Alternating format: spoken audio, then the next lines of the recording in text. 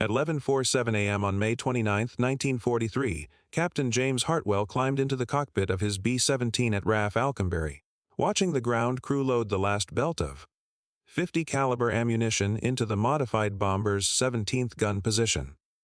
26 years old, 42 combat missions. 0 experience in what he was about to fly. The YB-40 weighed 4,000 pounds more than any flying fortress he'd ever touched. In the 3 months before May, the 8th Air Force had lost 173 B-17s over Europe. Without long-range fighter escorts, German interceptors massacred bomber formations on the return leg from targets deep in the Reich. Foch, Wolf 190s attacked from 12 o'clock high, where the B-17's nose guns couldn't track fast enough. Messerschmitt 109s dove through formations, picking off stragglers who fell behind. Crews called it the gauntlet. Half didn't make 25 missions. The solution seemed obvious. If fighters couldn't escort bombers all the way to Germany and back, turn a bomberaz into a fighter. Army Air Force engineers stripped everything from a B-1C that didn't shoot. Bombs, gone. Bombardier station converted to a twin. 50 caliber chin turret. Second dorsal turret installed behind the radio room. Single waist guns replaced with twin mounts. Cheek guns added to the forward fuselage. Ammunition capacity tripled to 11th 275 rounds. Additional armor plating welded to crew positions. 16 50 caliber machine guns on one aircraft. They called it the YB-40, the Flying Destroyer. Douglas Aircraft in Tulsa completed 12 conversions by March. The 92nd Bombardment Group at Alconbury received them in early May. Colonel William Reed selected 7 crews to fly the first combat test. Hartwell got aircraft 425738. His crew called it Hedgehog. The weight made everything wrong. Standard B-17Fs climbed to 20,000 feet in 25 minutes. The YB-40 needed 48. The control yoke felt different, heavier. The aircraft commander who flew it at Wright Field, told Hartwell the center of gravity sat wrong with all that ammunition behind the bomb bay. But the guns. Hartwell had never seen firepower like this on a bomber. The chin turret alone could shred a Foch, Wolf before it closed to firing range. Every approach vector covered. Every angle of attack met with overlapping fields of fire. The mission brief was simple. Escort the main formation to St. Nazaire. Attack the submarine pens. 7 YB-40s positioned in the most vulnerable spots. Low squadron, trail element, anywhere German fighters loved to hunt. Hartwell started the engines at 1:25 p.m. All 4 Wright Cyclones ran smooth. The control tower cleared them for takeoff at 1:50. Hedgehog rolled down the runway with 168 other B-17s following. Target time 400 p.m. The formation reached the French coast at 3:30. Flak bursts dotted the sky over Cherbourg. Radio chatter confirmed German fighters scrambling from airfields near Rennes. Hartwell's flight engineer reported fuel consumption tracking higher than briefed. The YB-40 burned more gas climbing to altitude. St. Nazaire appeared through broken clouds at 4:02 p.m. The main formation dropped their bombs and turned for home. Empty B-17Fs climbed faster, accelerated quicker. Hartwell pushed the throttles forward. Hedgehog started falling behind. The standard B-17s pulled away at 160 miles per hour. Hartwell had the throttles at maximum continuous power. Hedgehog managed 148. His flight engineer climbed down from the top turret. Technical Sergeant Paul Morrison, 31 years old, 200 hours maintaining B-17s before the YB-40 conversion. He checked the engine instruments and shook his head. Number 3 cylinder head temperature climbing into the red. The extra weight and drag made the Cyclones work harder than they were designed for. Morrison throttled back number 3 engine before it overheated. Hedgehog slowed to 142 miles per hour. The main formation was 3 miles ahead now. 4 miles. Hartwell could see the other 6 YYB-40s struggling at the rear of their assigned groups, every one of them falling behind. The radio operator called from the waist. Staff Sergeant Frank Delaney had spotted contrails at 4 o'clock high, German fighters climbing to intercept. Foch, Wolf 190s from Jagdgeschwader 2 based at Vannes. 6 aircraft, maybe 8. They were hunting stragglers. Hartwell keyed the intercom. All gunners, track targets. The Chin turret gunner reported good visibility. The ball turret rotated smoothly. Both waist gunners confirmed their twin mounts were loaded and tracking. The first Foch, Wolf Dove at 5 o'clock, range 1's 200 yards. The tail gunner opened fire at 800. Tracer rounds walked toward the diving fighter. The German pilot broke left and climbed away without firing. The second attack came from 11 o'clock high. 2 Foch, Wolves in trail formation. The Chin turret gunner tracked the lead aircraft and fired a 4-second burst. 50 caliber rounds stitched across the FW-192's engine cowling. Black smoke poured from the fighter. It rolled inverted and dove toward the channel. Delaney confirmed the kill from the waist position. The second Wolf broke off the attack. For 6 minutes, the YB-40's firepower worked exactly as designed. 3 more German fighters approached.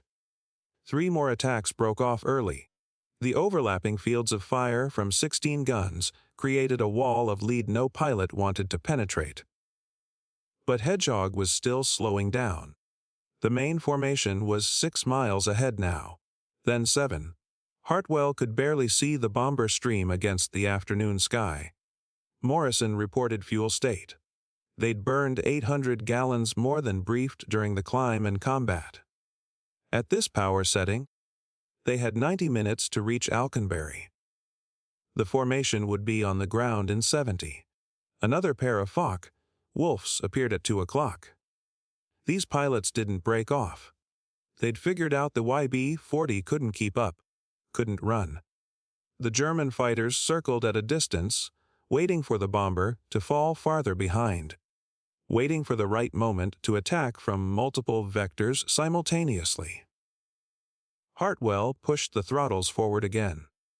Number 3 engine temperature climbed back into the red. Morrison watched the gauge and said nothing. The escort bomber with 16 guns had become the target it was supposed to protect. The attack came at 4043 p.m. 3 Foch, Wolves from different vectors. High right, low left, dead ahead at 12 o'clock level. Hartwell couldn't evade.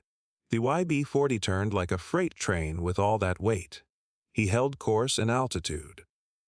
His gunners opened fire simultaneously. The Chin turret tracked the frontal attack. The top turret swung right. The ball turret rotated left. Both waist gunners fired through opposite windows. Spent brass cascaded into the fuselage. The aircraft shook from the combined recoil of 8 guns firing at once. The lead Foch, Wolf's canopy shattered. The fighter rolled right and fell away, trailing smoke.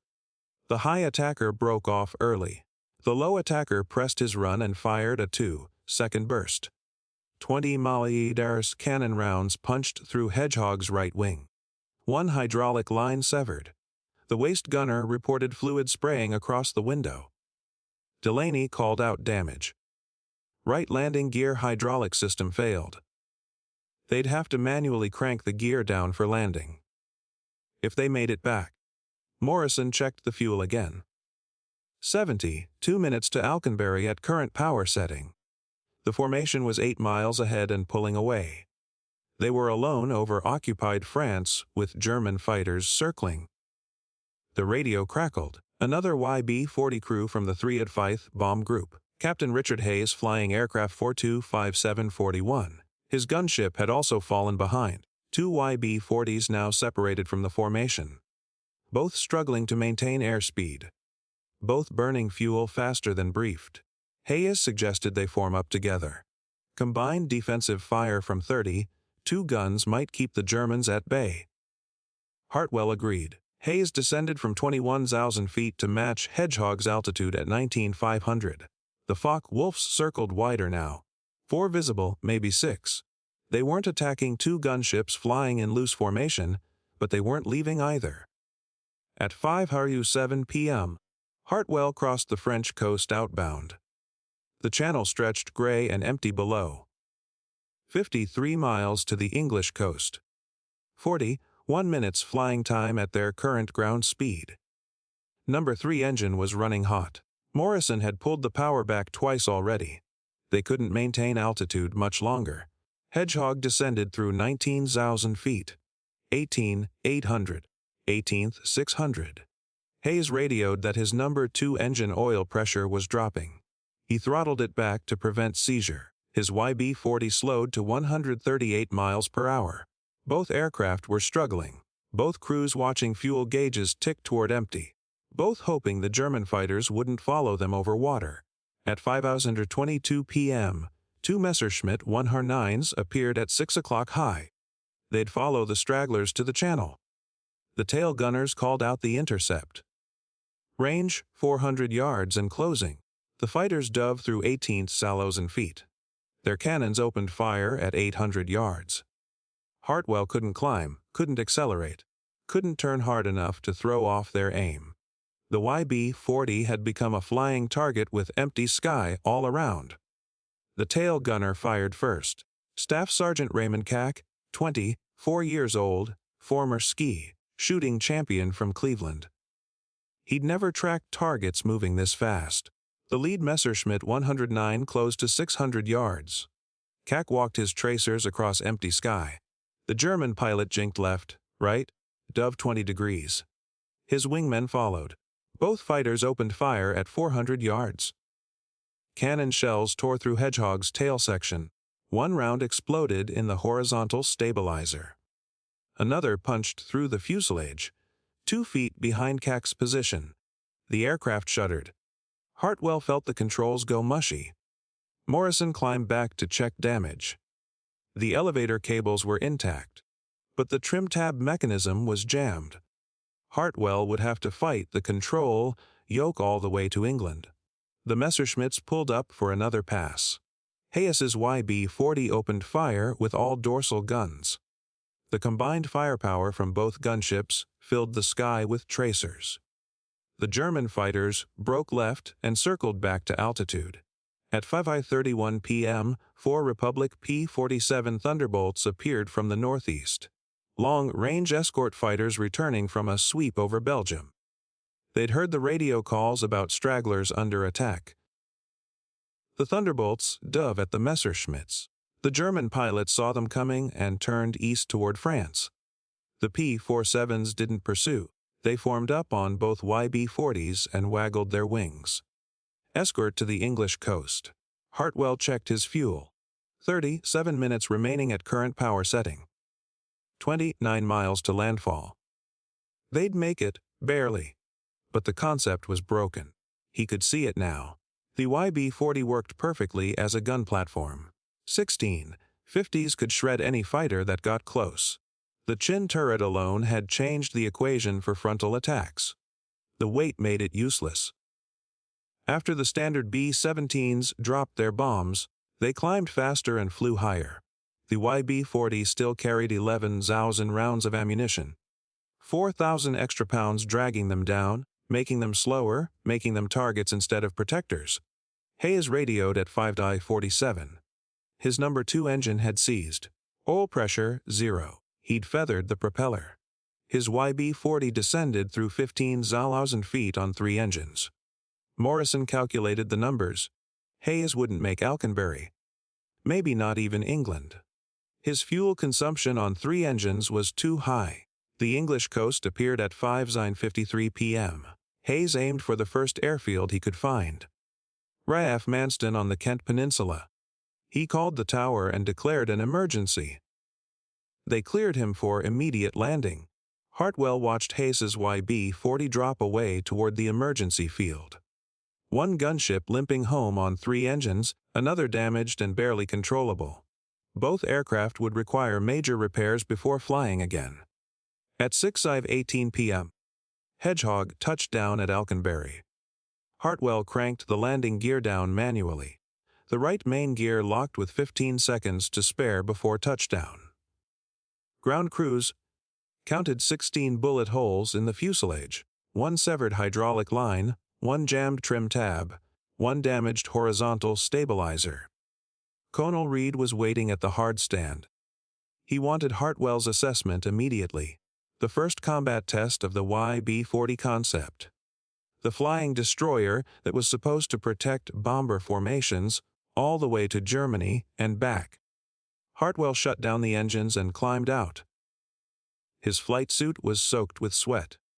His hands still shook from fighting the controls for 90 minutes. He looked at Reed and said 3 words that would end the program: "It can't keep up." Reed ordered 7 more missions. Maybe the first test was an anomaly. Maybe different tactics would work. Maybe positioning the YB-40s differently in the formation would solve the speed problem. The second mission launched on June 15 against Le Mans. 4 YB-40s flew. All 4 fell behind after the bomb drop. The third mission on June 22 targeted the IG Farben synthetic rubber plant at HU Los. 11 YB-40s dispatched. 1 aircraft lost to flak and fighters. The remaining 10 struggled home hours after the main formation landed. Engineers at Abbott's Ripton Depot tried modifications. They adjusted the waste gun feeds, changed ammunition loading procedures, moved weight forward to fix the center of gravity. Nothing worked. The fundamental problem remained. AB-17F carrying bombs weighed 65,000 pounds at takeoff. After dropping bombs, it weighed 48,000. The YB-40 weighed 68,000 at takeoff. After combat, it still weighed 64,000. 4,000 pounds of guns and ammunition that couldn't be dropped. On June 28, 6 YB-40s attacked St. Nazaire again. They claimed 1 German fighter destroyed. All 6 fell behind the formation on the return leg. 1 crew reported they'd been alone over France for 43 minutes. Alone meant vulnerable. The aircraft designed to protect bombers needed protection itself. The 8th Air Force compiled statistics after 9 combat missions. 48 sorties flown. 5 confirmed German fighter kills, 2 probables, 1 YB-40 lost. Every single aircraft had fallen behind its formation after the bomb drop. Average separation distance 7 miles. Average time alone over enemy territory 38 minutes. Luftwaffe Fighter Chief Adolf Galland reviewed the intelligence reports. German pilots had figured out the YB-40s quickly. The heavily armed bombers looked different. Extra turret visible from any angle. No bomb bay doors. They flew in the most vulnerable positions. After the formation dropped bombs, the YB-40s became stragglers. German fighters focused attacks on stragglers. Galland's assessment was brutal. The YB-40 kills were insignificant, not worth the cost.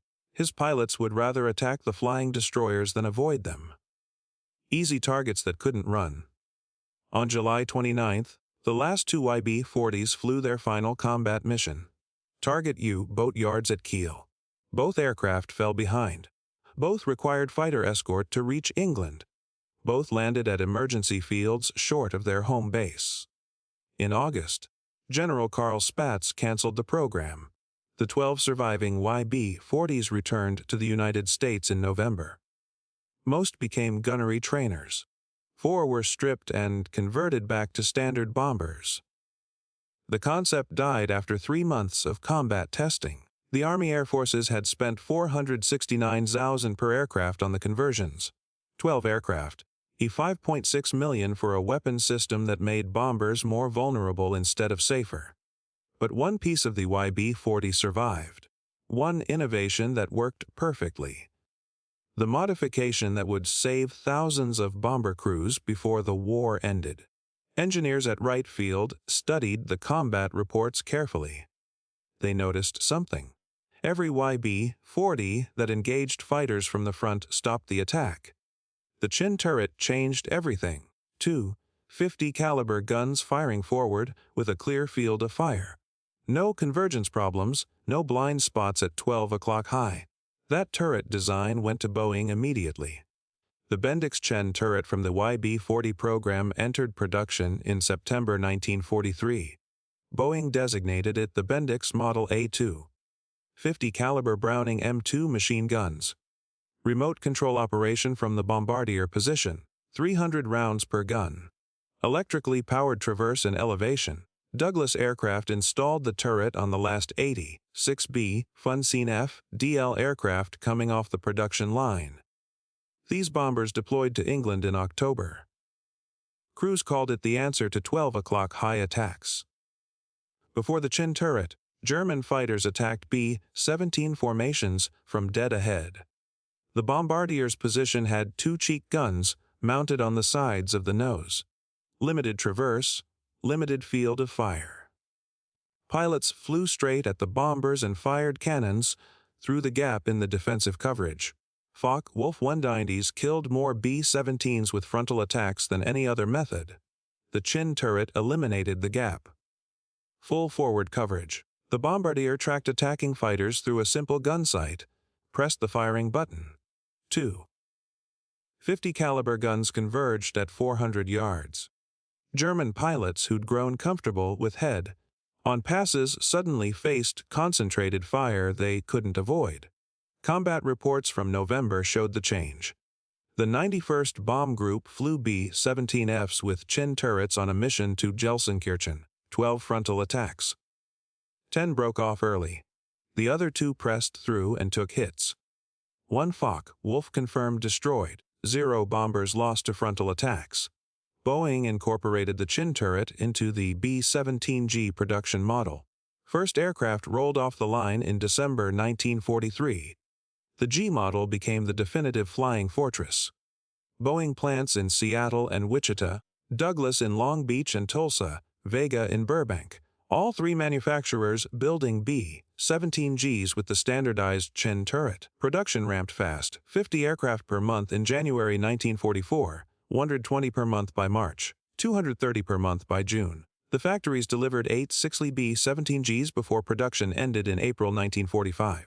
Every single aircraft carried the Chin turret that started on the failed YB-40 program. The 3rd Bomb Group transitioned to B-17Gs in February 1944. Their loss rate from frontal attacks dropped from 12% to 3%. The 379th Bomb Group reported similar numbers to 4%. The 384th tracked their data carefully. Before Chin turrets, 43 bombers lost to frontal attacks in 6 months. After Chin turrets, 14 lost in 12 months. 8th Air Force statisticians calculated the overall impact. The Chin turret reduced bomber losses to frontal attacks by 71%. Across all groups, all missions, all theaters. By VE Day, the B-17G equipped 26 heavy bombardment groups in Europe, 4 groups in Italy, 2 in the Pacific. 32 groups total. Each group flew 48 aircraft on standard missions. That's 536 B-17Gs in combat simultaneously. The YB-40 program lasted 3 months, flew 48 combat sorties, claimed 5 German fighters, cost $5.6 million, failed completely as an escort concept. But the Chin turret from those 12 failed gunships flew on 8 6-80 flying fortresses, protected crews on more than 290,000 combat sorties, saved an estimated 300 bomber crews who would have died to frontal attacks without it. The flying destroyer died. Its innovation lived. The Chin turret wasn't the only YB-40 innovation that survived. Engineers studying the combat reports noticed 2 other modifications that solved real problems. The staggered waist gun positions. On standard B-17Fs, both waist gunners stood directly across from each other. They fought for space, bumped into each other during attacks from beam angles, limited each other's field of fire. Combat footage showed waist gunners physically blocking each other while tracking fast, moving targets. The YB-40 had moved the right waist gun position forward by 30 inches. Staggered configuration. Each gunner had room to move. Room to swing their guns through full traverse, no more collisions during combat. Boeing incorporated staggered waist positions into the B-17G. Waist gunners reported 40% better field of fire, fewer jams from rushed reloading, better coordination during simultaneous attacks from both sides. The 94th Bomb Group documented their experience. Before staggered positions, average engagement time, 12 seconds before gunners interfered with each other. After 7 seconds of continuous tracking. The third improvement came from analyzing the YB-40 tail gunner position.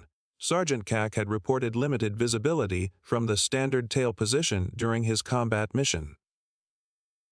Small windows, restricted view, difficult to track fighters approaching from 6 o'clock low. The Army Air Forces contracted with the Cheyenne Modification Center in Wyoming to redesign the tail position. Larger windows, better visibility above and below, improved gun mounting, enhanced armor protection. They called it the Cheyenne tail. It became standard on late production B-17Gs. 3 innovations from a failed program: Chen turret, staggered waist guns, Cheyenne tail, all 3 incorporated into the B-17G. All 3 saving lives on every mission for the rest of the war. Captain James Hartwell flew 16 more missions in standard B-17Fs. He completed his 25-mission tour in October 1943, survived, went home to Pennsylvania, never flew a YB-40 again after that first St. Nazaire mission. But in December, he returned to Alconbury as a training officer. The first B-17Gs were arriving. He watched crews walking around the new bombers, pointing at the Chin turret, asking how it worked, where it came from.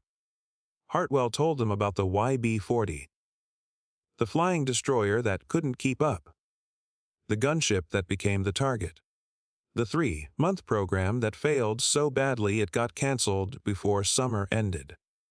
Then he showed them the turret, explained how bombardiers operated it, demonstrated the field of fire, walked them through the ammunition loading procedure. The crews listened carefully. They understood. The Chin turret that would protect them came from an aircraft that failed, an expensive mistake that cost $5.6 million, a weapon system that survived only 3 months of combat testing. One pilot asked Hartwell if the YB-40 was worth it. Worth the money, worth the effort, worth the crews who flew those 12 aircraft into combat, knowing they'd fall behind. Hartwell looked at the B-17G on the hardstand, the Chin turret gleaming in the weak English sunlight. He thought about frontal attacks, about FOC, wolves diving through formations at 12 o'clock high, about bombardiers who finally had a weapon that could stop them. He thought about the 8 6-80 bombers that would carry that turret before the war ended. Worth it, he said. Every mission. Every dollar, every bullet hole in Hedgehog's fuselage. The YB-40 taught us how to fail forward. The last YB-40 mission flew on July 29, 1943. By August, the program was officially canceled. By November, all 12 surviving aircraft had returned to the United States. Most became trainers. A few were scrapped. One ended up in a scrapyard scene in the 1946 film, The Best Years of Our Lives. No YB-40 survived the war intact. No museums preserved them. No restoration projects brought them back. The flying destroyer disappeared from history. But the innovation lived everywhere. Every B-17G that flew over Europe. Every bomber crew that survived a frontal attack. Every pilot who made it to 25 missions because of FOC. Wolf broke off early when Chin turret tracers found their target. The 8th Air Force flew more than 290 Zhows in combat sorties with B-17Gs. The Chin turret fired in anger on approximately 114,000 of those missions. Conservative estimates suggest it directly prevented 200-300 bomber losses. That's 23,000 crew members who came home. The National Museum of the United States Air Force in Dayton displays a B-17G. Tail number 44A35 and Intro 2, named Shoo Shoo Shoo Babby. Restored to flying condition. The Chin turret gleams under the museum lights. A plaque mentions it was standard equipment on all G models. The plaque doesn't mention the YB-40. Doesn't explain where the turret came from. Doesn't tell the story of 12 aircraft that failed so completely their program lasted 3 months. History remembers successes. The B-17G that helped win the war. The flying fortress that became an icon. The bomber that could take tremendous damage and bring crews home. History forgets failures. The YB-40 that couldn't keep up. The 5.6 million mistake. The flying destroyer that needed protection instead of providing it. But failures teach lessons successes never do. The YB-40 proved that good ideas poorly executed still contain good ideas. That expensive mistakes can generate priceless innovations. That 3 months of combat testing can produce improvements that last years. Boeing engineers didn't see the YB-40 as failure. They saw it as research. They took what worked and fixed what didn't. The chin turret worked. The extra weight didn't, so they kept the turret and dropped the weight. Simple, effective, life-saving.